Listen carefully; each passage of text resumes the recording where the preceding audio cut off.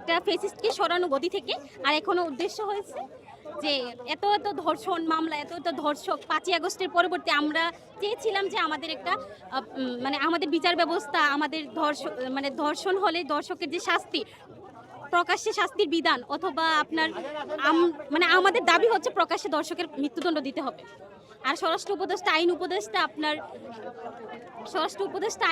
উপদেষ্টা নিজেদের যে কাজের যে গাফিলতি, তারা হচ্ছে আমার মনে হয় তারা কার্যালয়ে বসে বসে খায় দায় ঘুমায়।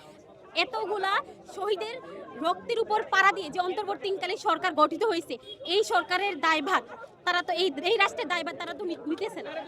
আমি নারী হিসেবে না, আমি একটা দেশের নাগরিক হিসেবে আমি যাতে 10টার পরে বাইরে থাকতে পারি, এটাই আমাদের দাবি।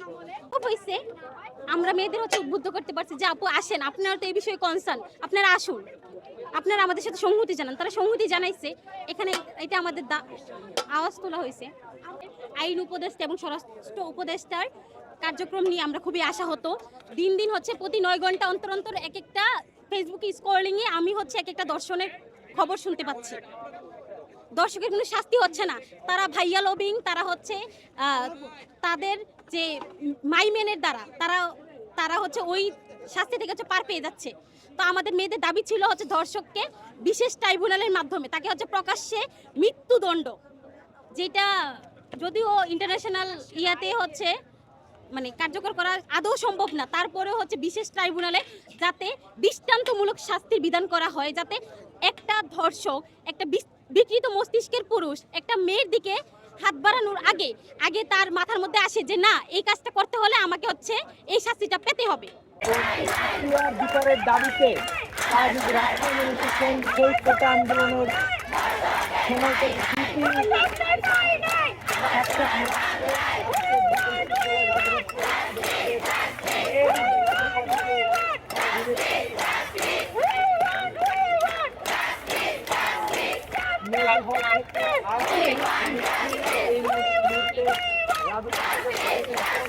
আমরা বসুন্ধরা ছাত্র আন্দোলনের মুখ্য সমন্বয়ক